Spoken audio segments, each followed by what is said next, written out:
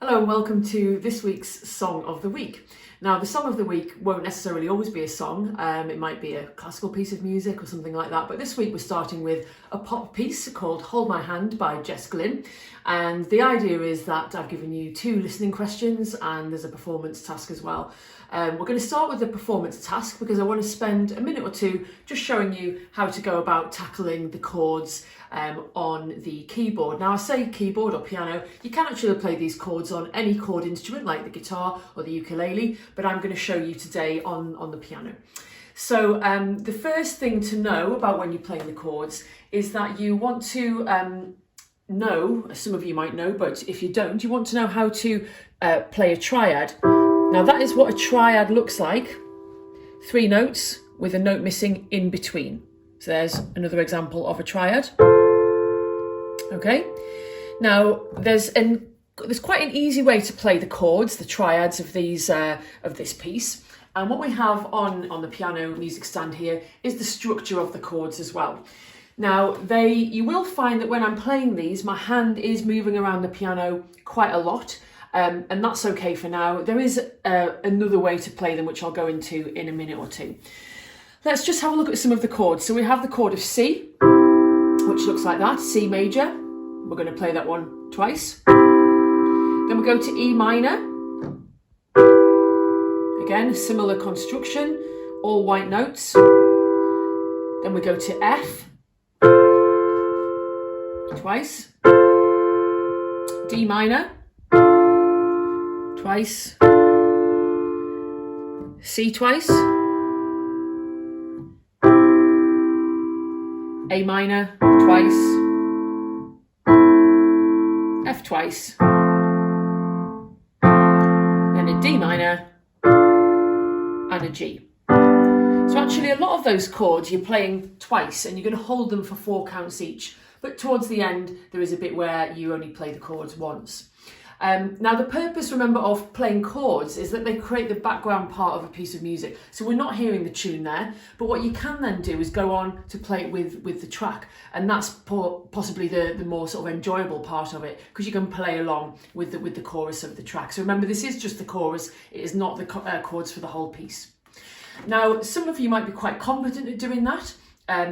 If not, have a practice, go through each chord of quite a few times, get used to where it is before you get into playing it in the particular order. But jumping ahead, if you're quite competent at playing chords, let me show you how you could play exactly the same chords, but you're going to not be moving around the piano, the keyboard, too much.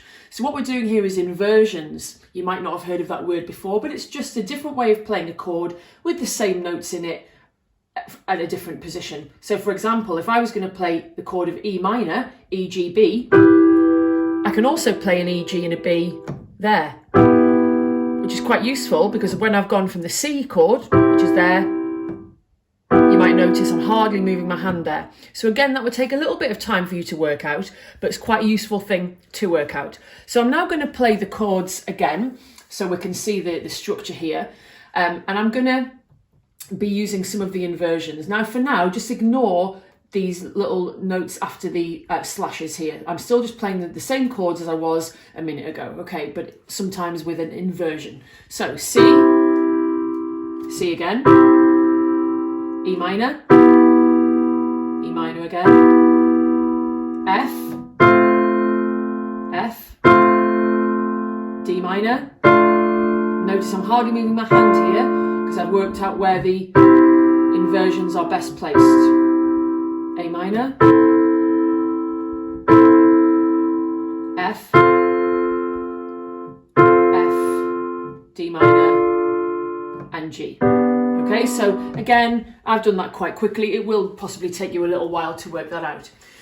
Now, in a minute, I'm going to show you how that sounds with the track. So I'm going to be playing the track that you can play on YouTube. I've given you the link on the document, and then you can practice playing that along. The additional part I'm going to add in this time, again, if you're a bit more competent at playing chords, is the bass note. Now, normally with a bass note, all you do is if your chord is C, the bottom note is C, you put that note in the left hand, in the bass, okay? If it's an E minor chord, E, G, B, we'll put an E note in the bass. However, To make this piece a bit more effective when we're playing the chords, you might have noticed that I've put a little slash and a note after some of the chords. And that means that if we're playing the C chord here, rather than having a C in the bass, it's actually a B. So it's a note that isn't usually, well, sometimes, not always in the chord, but it gives a different effect, okay? So what I'm going to do this time, again, that will take you a bit of time to practice. I'm going to play with the track and I'm going to play the inversions and I'm also going to play the bass note. So this is a bit more of an advanced way of playing it, okay? And remember, I'm just for now going to hold each chord for 4 counts. Okay, here we go. This is the chorus of Hold My Hand.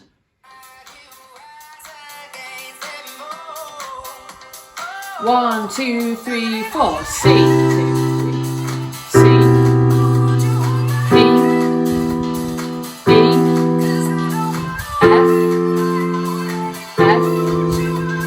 C, D, E, F, F, D, C, C, C, A, F, F, D,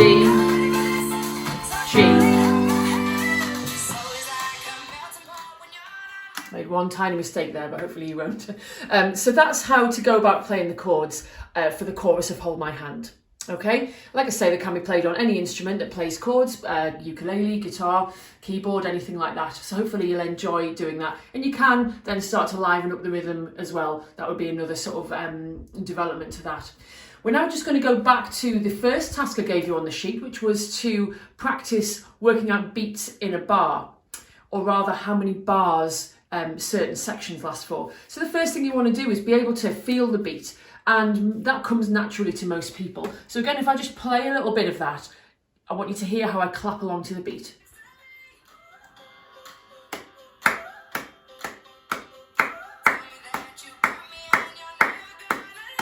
Okay, so it's the bit you would tap your foot to or clap along to. And then I mentioned on the document I've given you that it goes into that this piece is 4 beats in a bar. How can you tell? Well, you can tell by the fact that they're kind of grouped into 4s. And when you would clap along to that, you would want to accent or emphasize the first beat of every 4. So this is how you would demonstrate that it's 4 beats in a bar. 1, 2, 3, 4. 1, 2, 3, 4. 1, 2, 3, 4. 1, 2, 3, 4. 1, 2, 3, 4. 1, 2, 3, 4. Okay? So the task I gave you is to work out how many bars one of the sections is. So hopefully once you're used to clapping that's 1 bar. The question is how many bars are in that particular section. So give that a go of working that out.